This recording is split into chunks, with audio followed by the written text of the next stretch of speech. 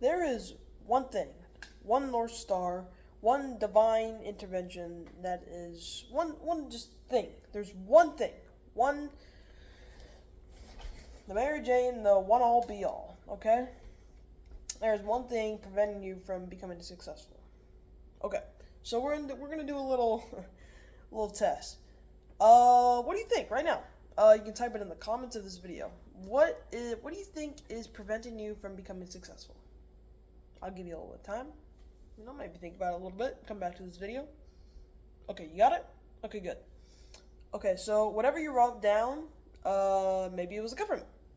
Maybe it was your friends. Maybe it was your social circle, kind of friends. School system. Maybe it was your parents. Maybe it was your height, your weight, your ethnicity, your phone addiction, smoking, maybe it was porn. I'm gonna break it to you. It's none of these things. And you might be wondering yourself, oh Charlie, it's making me poor, it's wrong. It might be the vehicle, but who's driving it?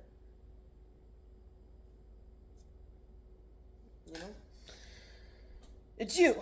You are at fault for everything in your life.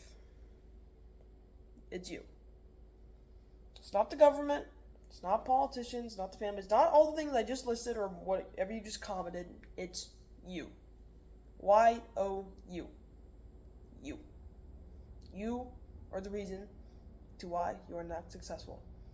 Whether that be socially, financially, or physically, or spiritually. It's all you. And here's why.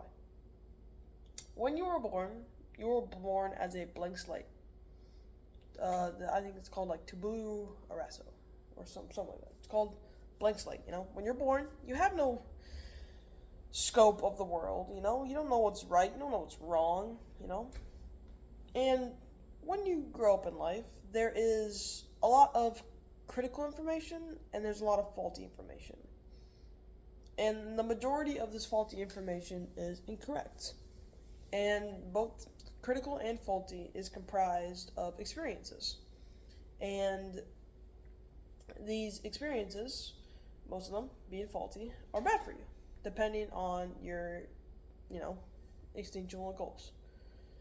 And when you observe these experiences through your five senses and imagination, you create a belief about that experience. And what your brain does, it bundles all these experiences up into a belief. So if you had a bunch, let's say you really like pizza, and you ate pizza every day. Now, you're probably not going to remember, like, you ate pizza at 5-year-old on some random Tuesday. But you're going to remember that pizza's pretty good, And it's on this, teeter-totter, there's the thing, is pizza good? And there is a yes and a no. And it will weigh like this. So if you think pizza is good, this is yes, this is no. You have a bunch of tiny little experiences that reinforce this. And if the thing was, is pizza bad? It will flip, thinking, no, pizza isn't bad. And what this does is when you try to do something that is in business, it is painful, Not in the sense of you hurting yourself physically. It's growing pain. And what I mean by that is almost, in essence, unaliving your current self. And what I mean by that is the world is cause and effect. You are the sole you are accountable for what has happened in your life. World is cause and effect. The effect of what you are right now, may be overweight, no money, there was something to cause that. And guess who caused it? You. And what happens is this like effect, this painful state you're in, is your current self. And what you want to be, maybe like making 10K a month, maybe losing 20 pounds and gaining some muscle, is here, your desired self. And the bridge between this current self and desired self is pain. And what happens is when someone tries to close the gap, to alleviate themselves of pain, they don't realize this gap is also pain. It's growing pain to get them to a place where they're no longer going to be in pain. It's delayed gratification. And what most people are taught in life is you shouldn't feel pain. Pain is bad, They have this belief. And the problem is when, you have to go through pain in order to better yourself, people aren't used to it, they aren't prepared for it. And what will happen is they will reinforce the belief that pain is bad by just not doing it and regressing and staying stagnant and continuing to stay in their miserable lives. And that, my friend, is why 9% people are not successful in what they do. Why do you think no one can complete their goals, Could they just go back to their same old life, And I'll leave with this in closing as an example. So, it was today, actually, and I was in high school, me being 16. I was in English class, and our teacher does this thing called Article of the Wednesday. No, I'm not judging her or anything, but this is just an example. And the article was about this person suing YouTube and Meta because she was suing the features of infinite scrolling and the features, I don't know, it was something about her becoming anxious and depressed and her wanting to unalive herself. And the problem with that is, I think she actually won the case, but that's besides the point. That's a whole nother can of worms if you want me to get into. But the point is, I was in agreement with the companies, that it was not the company's fault. And some people were in agreement with the girl's fault who hurt herself. And this is to an extent true, because some people are born blind, but again, who reacts to you being blind?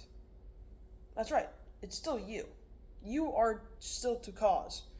Because let's say you are crippled, and this is a bit off topic, but I'm a bit of side tangent, but let's say you're crippled and you're like, oh, I'm crippled, or I'm saying, or I'm fat, I can't be successful. Sure, it might inhibit you.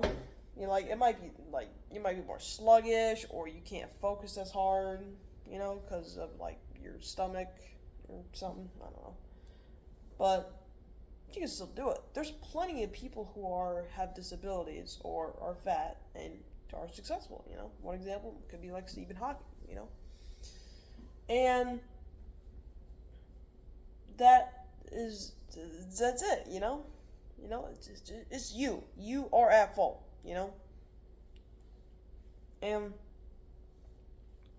yeah, I'm kind of having a brain fart, but that's basically it, man. It's just your fault. Oh yes, here's what I'm talking about. So, and what I brung up was the hammer analogy in my English class. And what I was saying is there is social media, the hammer, the metaphorical hammer.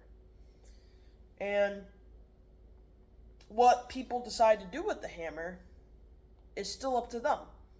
And what most people do in their lives is they have a hammer and they hit themselves, or they hit something, they destroy it. They destroy something that had value to them. And you know what they do? They blame the hammer. It makes no sense.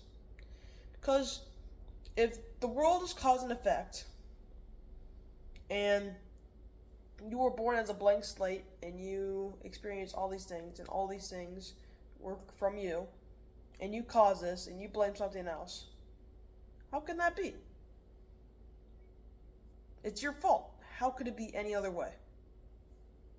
You are the sole reason for where you're at right now. And social media is not inherently good or bad. I'm a good example. I would have never have done this program, link in the description, by the way. It's completely free. It's changed my life. I would have never discovered this program without YouTube, you know? So what I have done is I have used YouTube, or the social media platform, to build what if that current self, desired self I described earlier, to almost build the bridge to get to that desired self. And that's what happens, So, yeah, I just wanted to discuss this. One thing you could do is, if you have, let's say you want to get money, just click the link in the description. You need to find the limiting beliefs that you have created over your life and get rid of them.